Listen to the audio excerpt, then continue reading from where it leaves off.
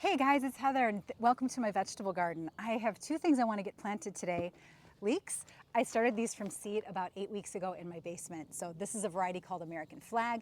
And then I also want to plant potatoes in my grow bag. I do it every year and it works like a charm, and it's a great way for small space gardeners to grow a lot of potatoes in a pretty small space. So I do it in SmartPots, but I want to show you how I plant my leeks in my raised bed. And there's a few things I like to do when I'm starting the season over. I want to refresh the soil. So when you've got things growing in it from the previous season, it takes up all those nutrients out of the soil. So it's a really good idea to replenish it. So I like to top dress it with a little bit of organic raised bed soil mix. And then I throw in some worm castings and then a little bit of biotone. And I want to mention how I'm positioning my leeks too, because I'm companion planting the leeks with my berry bushes. So I've got two berry bushes here from Bushel and Berry. I've got a jelly bean, little blueberry bush, and then I also have a raspberry shortcake raspberry bush. So I am going to plant, let me bring this a little closer, bring it back here. So in this triangle here is the triangle where the leeks are going to go, and it's right between the blueberry bush and the raspberry bush. And the reason why it's a really nice companion plant is because the odor from anything in the allium family, which is like garlic and onions and leeks, helps to repel pests from the berry bushes. So I feel like if I put the leeks here in this triangle here on the edge of the bed between the two shrubs, I'm giving them a little help and maybe making a little less work for myself. So I'm going to get those planted. And when you're planting leeks the recommendation is when you're planting in the ground for leeks, you space them about 4 inches apart and about 15 inches between rows. But because I'm growing in a raised bed and the space is really tight, I don't have room to do 15-inch rows. So I bring them quite a bit closer, and I might do maybe 8 to 10-inch rows. I'm really not overly specific. I just get the 4-inch spacing right and fit in what I can. And I'm going to have a lot of leeks left over. I sowed an entire tray. That's a lot of leeks. So I'm going to separate the individual ones. You can see all of them coming up in here. And I'm going to plant them deep. So like if you were planting asparagus, potatoes, you plant them deep and then you fill the soil in around it as they grow. I'm going to cut corners here, and I'm going to plant these deep to start with, about 6 inches deep. And planting them deep helps to ensure that shaft of the allium, that white part, is going to be nice and long, because that's the edible part. So I'm going to dig 6-inch trenches. A hori-hori knife is excellent. This is my favorite tool. It's very aggressive looking, but it's extremely effective in the garden. This is a bare bones hori-hori knife, so I'll link to that below. As well. But I'm going to do 6 inches deep, get them in the ground, fill them in, and before I do that though, I'm going to add a little bit of the soil, the raised bed soil, some worm castings, stir it all together, throw in a couple handfuls of biotone fertilizer to get it started, water it in, and wish it well.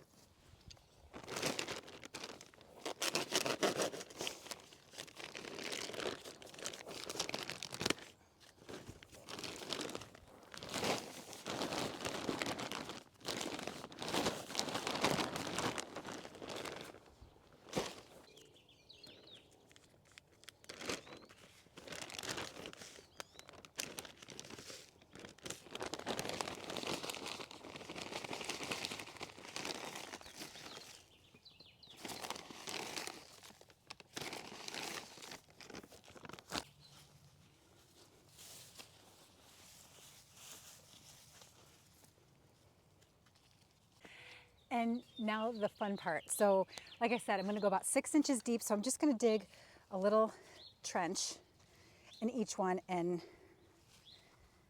the nice thing about this hori-hori knife is it has inch increments on it too. So when I'm spacing, I can use this to get my plant distance right. So I want to do 4 inches. So I'll be able to get probably 3 in here. And I'm just going to keep working this way, about maybe 8 inches between rows. Maybe I'll fudge a little more, maybe do 6. So I tend to squeeze a lot in, and I can grow a lot that way. And it's really an effective way to grow more when you have less space, and you don't have to honor those plant distances that they recommend, or the row spacing that they recommend on packages. It really applies to when you have a lot of space and you're growing in the ground. You can fudge on the raised beds and in containers when you're growing that way. So I'm just going to do the 4-inch increments, and I'm going to have to separate these guys too. I've got a lot growing in each cell. So let's see.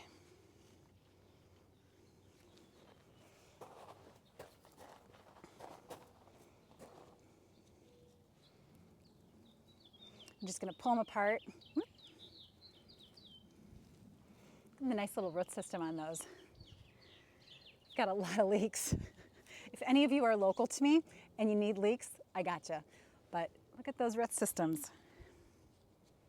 So let's get them in the ground.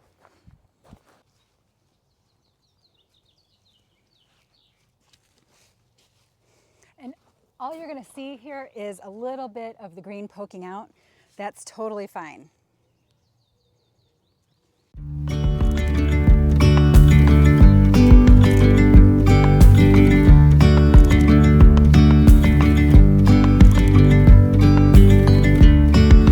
Yesterday there was sun and there was rain, beauty in the mundane.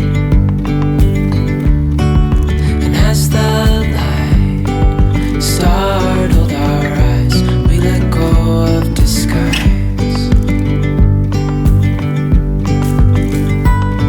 And now there's something in the air and a sparkly shimmer.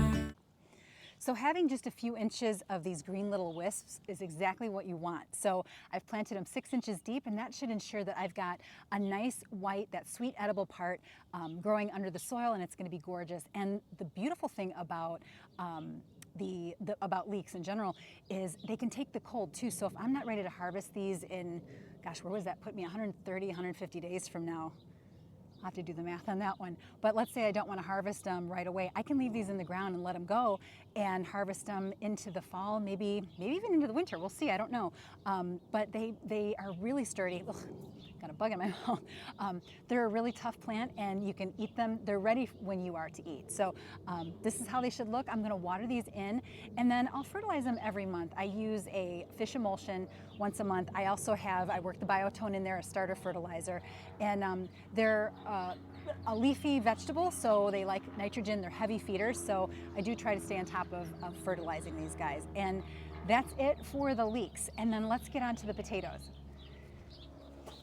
Okay, so for the potatoes, I grow them in SmartPots, and this is a 15-gallon SmartPot.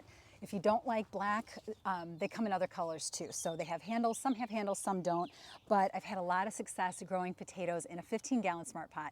And if you're not sure, say you want to grow something other than potatoes, you can always go to the SmartPot website. I'll link to that below as well, and type in the or you can search their facts section, I think, and look for the vegetable that you want to grow, and then they'll have recommendations for what size SmartPot they recommend based on the type of veg or fruit that you want to grow. So it's a really, really easy thing to do, very simple. But there's a couple things there's a few things to keep in mind when you're planting in a SmartPot. So with a 15-gallon SmartPot, I put 5 plants in there, or five potato chunks. For this particular potato, these are small. These are a variety, these are a fingerling called Red Thumb. Last year I grew Magic Mollies, which was this beautiful deep purple potato, and they were larger tubers. So, and what the cool thing was about the Magic Mollies was they actually made purple mashed potatoes. So a lot of purple potatoes look beautiful, but when you go to cook them, they turn gray. This made a beautiful, really rich lavender mashed potato. So it was really cool, fun for little kids, serve them purple potatoes. So this year I'm doing the Red Thumb. So if I decide I want to make potato leek soup, maybe I'm going to have pink potato leek soup because the insides of these are pink as well. I don't know, but we'll see. So the thing you want to keep in mind when you're doing this, when you buy like this bag of potatoes, I got at Menards for a couple bucks. So when you get larger potato tubers, or seed potatoes is what they're called, when they're larger than something like this, when they're larger than like an inch and a half in diameter, you want to cut them up. So when you're cutting them, you want to make sure you've got 2 eyes, at least 2 eyes on it. Like you can see all the eyes growing on this.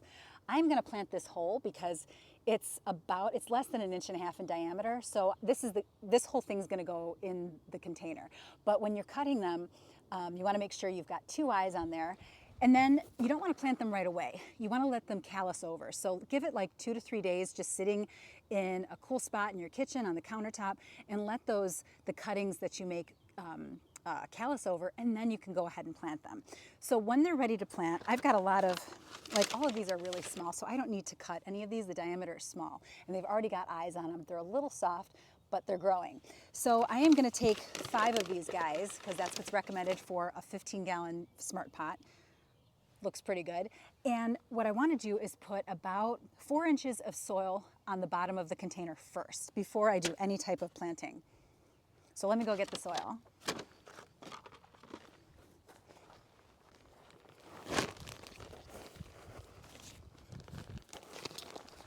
I swear the Hori Hori knives come in so handy. I mean, you can use them for everything. I use them for weeding, planting, it's kind of wet, cutting open bags. So you want to do about 4 inches on the bottom.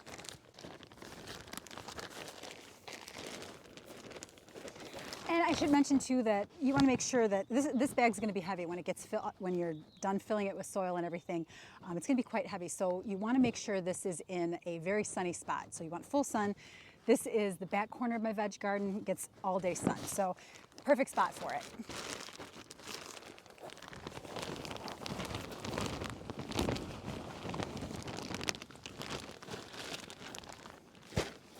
Okay, so that's about 4 inches, give or take. And I'm just going to smooth it around in here. And the reason why I'm not filling it up all the way is because potatoes, like asparagus, if you were to plant asparagus, you fill them up, you backfill them as they grow. So doing that encourages more tubers to form along that stem. So you just do the first 4 inches on the bottom, and then we're going to lay the tubers, the 5 tubers on top, and put a couple inches of soil on top of that. And when you're positioning your tubers in your pot, you want to make sure that the eyes are facing up. I don't want to plant them this way, I want them this way.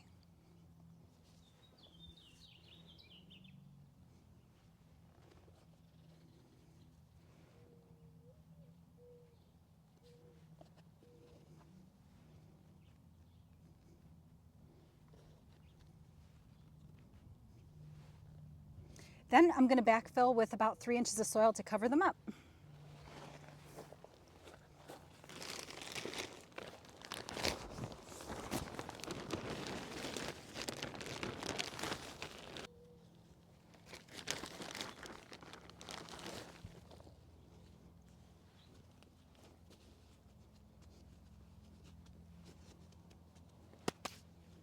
Now that I've got them covered, I'm just going to water them in. And what I'll do as it's growing, once the potatoes start to break the surface of the soil, I'll start hilling them up and adding more soil to it so that eventually this pot will be filled almost to the top. And that will encourage tubers to form.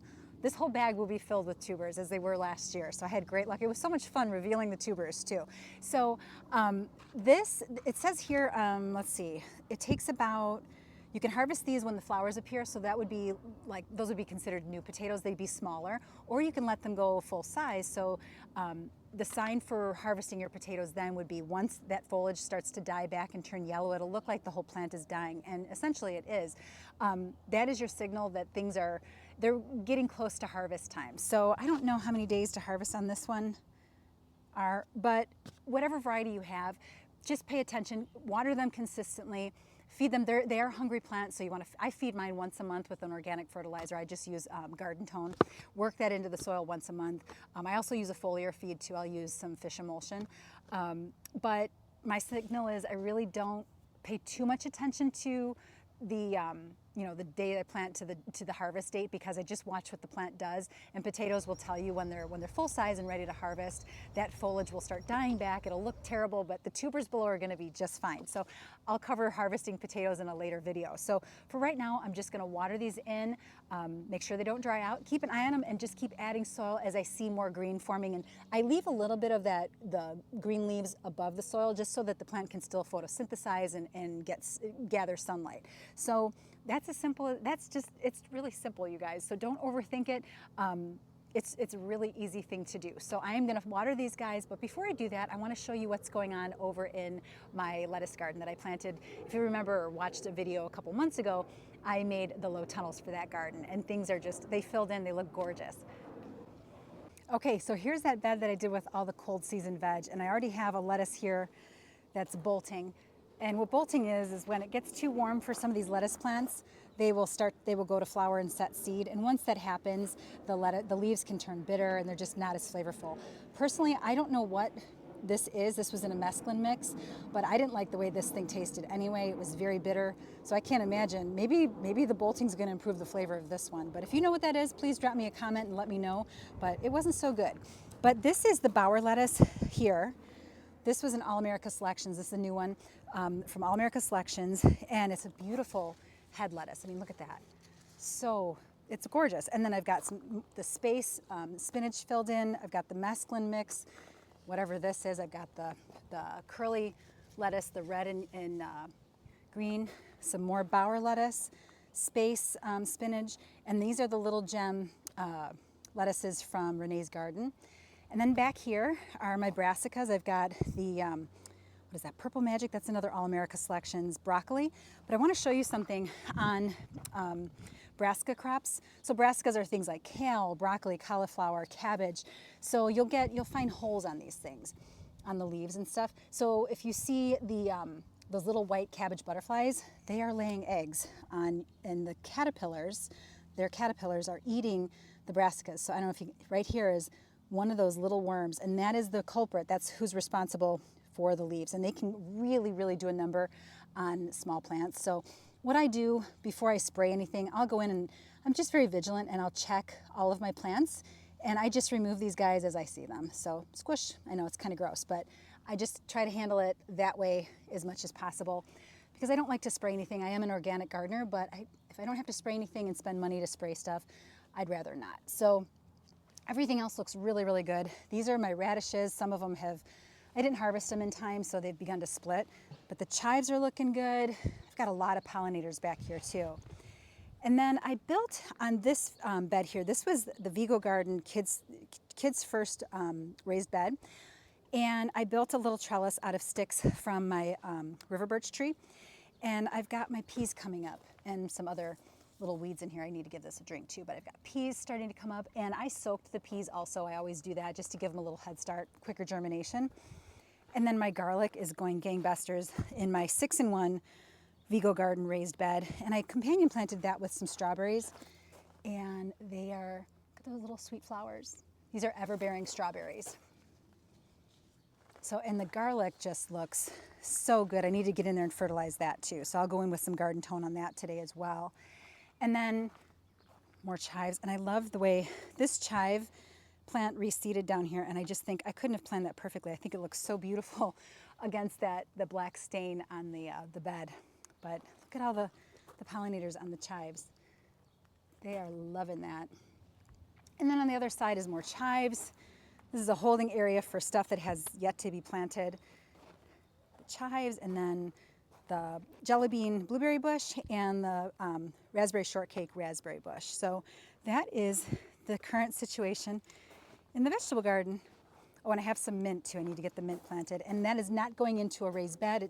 Never plant mint in a raised bed or in the ground because it will take over. You will have mint forever. So mint always goes into a container for me. And that is the raised bed, or the raised bed garden as it stands right now. But I'm going to get things watered and carry on.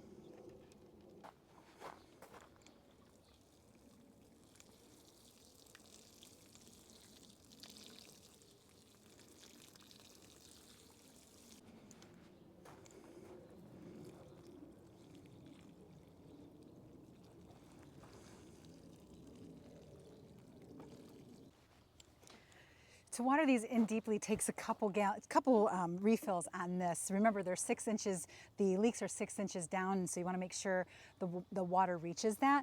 And that's as easy, I think it's as easy as it gets. This is just such a simple thing to do. And like I said, you want to have just the wisp sticking up above the ground so that you get that nice, long, white, sweet part when it's harvest time. many months from now. So I hope you like the video, guys, and I hope you come back for the next one. I'm uploading about twice a week now, and I hope you'll join me. Give me a thumbs up if you like the video. Subscribe would be great. I'd love to have you along for the ride, and I'll catch you in the next one. Thanks for watching.